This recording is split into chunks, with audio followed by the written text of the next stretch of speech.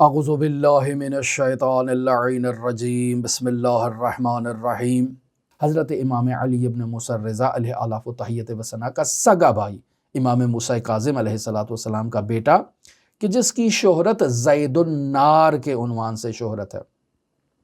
یہ گناہوں میں اور مظالم میں مبتلا ہونے کے بعد جب امام علی ابن موسیٰ الرضا علیہ آلاف و تحیت و ثنا کے پاس آتا ہے اور امام کو سلام کرتا ہے تو امام اس کے سلام کا جواب نہیں دیتے ہیں۔ یہ آتا ہے اور امام سے کہتا ہے کہ کیا حضرت میں آپ کا بھائی نہیں ہوں؟ تو امام جواب میں اسے کہتے ہیں، جو مناقب آل ابی طالب جلد نمبر 4 ہے اور صفحہ نمبر 361 پر یہ روایت موجود ہے، فرماتے ہیں انت اخی ما اطعت اللہ، تو اس وقت تک میرا بھائی ہے جب تک تو اللہ کی اطاعت کرے گا، فرمان برداری کرے گا۔ فَإِذَا عَصَيْتَ اللَّهَ، اگر تو اللہ کی نافرمانی کرے گا، فَلَا اَخًا بَيْنِي وَبَيْنَكَ، تو میرے اور تیرے درمیان کسی قسم کا بھائی چارہ موجود نہیں ہے، تو اصلا میرا بھائی نہیں ہے۔ یہ زید النار کون شخص ہے؟ یہ امام رضا علیہ السلام کا وہ بھائی ہے جسے بعض لوگ جو ہے وہ اولاد نبی ہونے کے عنوان سے، سید زادہ ہونے کے عنوان سے اسے پمپ کیا کرتے تھے کہ بھی تو سید زادہ ہے، بس تجھے قیام کرنا چاہیے، تجھے جو ہے وہ ان عباسیوں کے خلاف جو ہے وہ قیام کرنا چاہیے، لہٰذا اسے قیام پر اکسایا گیا اور یہ قیام کرتا ہے۔ بصرہ میں جا کر جو ہے یہ عباسیوں کے اوپر غالب آ جاتا ہے، وہاں انواع و اقسام کے مظالم ڈھاتا ہے، تو اسی وجہ سے اسے زید النار کا لقب دیا گیا کہ یہ لوگوں کے اموال کو غارت کیا کرتا تھا، یہ لوگوں کے اموال پر تصرف کیا کرتا تھا، اس وجہ سے کہ یہ بنی عباس ہیں یا بنی عباس سے تعلق رکھنے والے ہیں یا ان کی حکومت کے ماتحت ہیں، لہٰذا ان کے اموال کو، ان کی جو پراپرٹیز ہیں ان کو آتش لگا دیا کرتا تھا، آگ لگا دیا کرتا تھا، لہٰذا اس وجہ سے یہ زید النار کے عنوان سے جو ہے وہ شہرت رکھتا ہے۔ امام علی ابن موسیٰ الرضا علیہ السلام اس زید النار سے مخاطب ہو کر کہتے ہیں کہ دیکھو، یہ جو یہ روایات میں نقل ہوا ہے کہ صدیقہ طاہرہ فاطمہ زہرا پر جہنم کی آگ کو حرام قرار دیا گیا ہے، تو کیا یہ بات جو ہے وہ جب تمہیں لوگ کہتے ہیں کہ تم سید زادے ہو اور فاطمہ کی ذریت پر جہنم کی آگ حرام ہے یا آگ حرام ہے، تو کیا یہ تمہارے اندر ہوا بھر دیتی ہے اور تم سمجھتے ہو کہ میں کو بہت ہی بڑا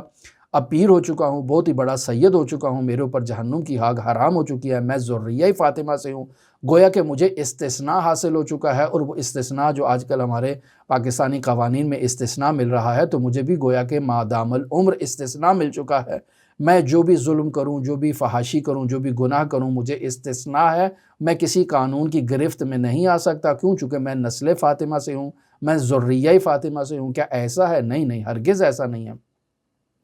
امام رضا فرماتے ہیں وہ استثناء حسنین کو تھا کہ وہ جو جہنم کی آگ یا اس دنیا کی آگ جن پر حرام تھی وہ حسن و حسین تھے، تم اس کا مصداق نہیں ہو۔ پھر امام اس زید النار سے کہتے ہیں کہ اے زید النار، یعنی اس عنوان سے شاید مخاطب نہ کیا ہو، کہ دیکھو موسیٰ بن جعفر یعنی آپ کے بابا اللہ کی اطاعت کریں، فرمان برداری کریں، اور اللہ کی اطاعت اور فرمان برداری کے نتیجے میں اللہ انہیں جنت میں اعلیٰ مقامات عطا کرے۔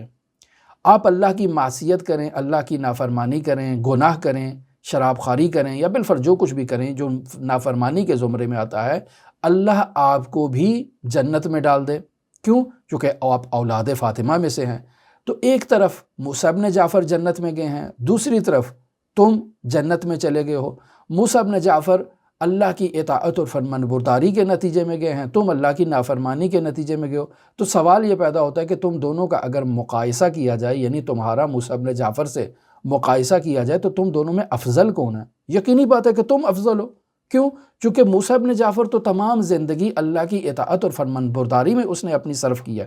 پھر اسے جنت میں وہ مقام نعیم حاصل ہوا ہے۔ تم نے اللہ کی نافرمانی کی ہے، پھر بھی تمہیں وہ مقام حاصل ہوا ہے، تو بس افضلیت میں تو تمہیں فضیلت حاصل ہے۔ کیا ایسے ہے؟ ہرگز ایسے نہیں ہے۔ یہ ان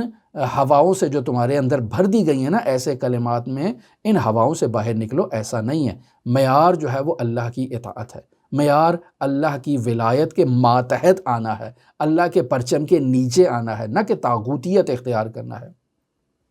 لہٰذا امام علی ابن موسیٰ رضا سے اسی موضوع سے متعلق ایک دوسری روایت جسے مرحوم شیخ صدوق رحمۃ اللہ علیہ اپنی کتاب عیون اخبار الرضا جلد نمبر 2 ہے، صفحہ نمبر 234 ہے اور حدیث نمبر 4 کے تحت اس روایت کو نقل فرما رہے ہیں۔ روایت میں امام اسی زید النار کو مخاطب قرار دے کے کہتے ہیں انت اخی ما اطعت اللہ عز وجل، اے زید تم میرے بھائی ہو اس وقت تک جب تک تم اللہ کی اطاعت و فرمان برداری کے ماتحت رہتے ہو۔ ان نوحا قال، کہ نوح نے اللہ تبارک و تعالی سے کہا رب ان ابنی من اہلی، اے میرے پروردگار یہ میرا بیٹا ہے، میرا اہل ہے، میرے اہل بیت میں سے ہے،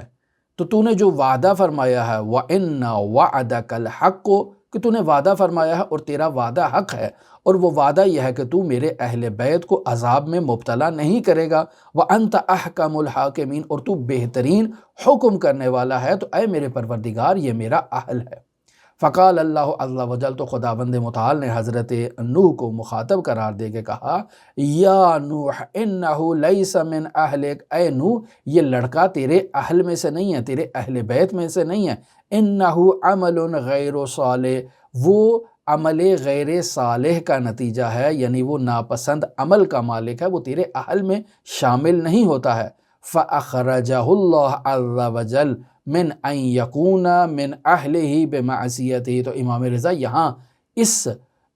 آیت سے یہ نتیجہ نکال رہے ہیں کہ اے زید متوجہ ہو جاؤ کہ اللہ تبارک و تعالی نے نوح کے بیٹے کو اس گناہ اور معصیت کی وجہ سے اسے اہل نوح سے اور اولاد نوح سے خارج کر دیا تھا۔ تو اے زید تم اللہ کی نافرمانی کرتے ہو، اللہ کی جو ہے وہ اطاعت نہیں کرتے ہو، گناہ کرتے ہو، عصیان کرتے ہو، اور یہ تصور رکھتے ہو کہ تم اولاد موسیٰ ابن جعفر میں سے ہوگے، تم علی ابن موسیٰ رضا کے بھائی ہوگے، ہرگز ایسا نہیں ہے۔ پس اس روایت کے مطابق یہ رحمیت کا رشتہ اس معصیت اور گناہ کے بعد ختم ہو جاتا ہے، لہٰذا سورہ مؤمنون میں جو یہ ارشاد ہوتا ہے فَإِذَا نُفِخَ فِي الصُّورِ، کہ جب عالم قیامت میں وہ سور دوسری مرتبہ پھونک دیا جائے گا، فَلَا أَنْصَابَ بَيْنَهُمْ يَوْمَئِذٍ، تو اس دن ان کے درمیان کوئی رشتہ داری نہیں ہوگی، وَلَا يَتَسَاءَلُونَ، اور کوئی ایک دوسرے کو نہیں پوچھے گا، سب ایک دوسرے سے دور بھاگیں گے۔ اب رحم وہ ہے کہ جو حق کے راستے پر ہو، جو حق اللہ کی ولایت کے ماتحت ہو، اور جو اللہ کی ولایت سے دور چلا جائے، حق کے راستے سے دور چلا جائے، وہ رحم نہیں ہے۔ پس اگر کوئی شخص اللہ کی اطاعت کا ارادہ رکھتا ہے لیکن گناہ میں آ جاتا ہے، بس اوقات اس کے پیر ڈگمگا جاتے ہیں، لیکن اس میں طغیان نہیں ہے، اس میں استکباریت موجود نہیں ہے، وہ اللہ کے مقابلے میں اور اللہ کے ولی کے مقابلے میں آ کر کھڑا نہیں ہوا ہے، تو ایسا شخص جو ہے وہ اس کی رحمیت منقطع نہیں ہوگی، یہ بندہ پھر بھی راہ ہدایت پر لوٹ سکتا ہے۔ لیکن وہ جو معصیت بھی کرتا ہے اور اپنے استکبار کی وجہ سے کرتا ہے، اللہ کے مد مقابل آ کر کھڑا ہو جاتا ہے، تو ایسے شخص کی رحمیت ختم ہو جاتی ہے۔ اب یہ انسان کا چچا ہے، انسان کا ماموں ہے، انسان کی پھوپھی ہے، ان کے ساتھ کوئی رحمیت کا تعلق نہیں ہے۔ دعا گو ہے خداوند متعال ہمیں ان معارف اور ان مطالب کو سمجھنے کی صلاحیت دے، چونکہ بس اوقات انسان کے وجود پر ایک بوجھ آ جاتا ہے، ایک پردہ آ جاتا ہے کہ انسان ایسے نورانی حقائق کو سمجھنے سے عاجز ہوتا ہے۔ تو دعا گو ہے خداوند متعال ہمیں ان معارف کو سمجھنے کی صلاحیت اور توفیق دے۔ دعا گو ہے خداوند متعال منجی عالم بشریت حضرت صاحب العصر، صاحب الامر، صاحب الزمان کے ظہور میں تعجیل فرمائے اور ہمیں حضرت کے اصحاب و اعوان و انصار میں شمار فرمائے۔ اللہم صلی علی محمد و آل محمد وعجل فرج قائم آل محمد۔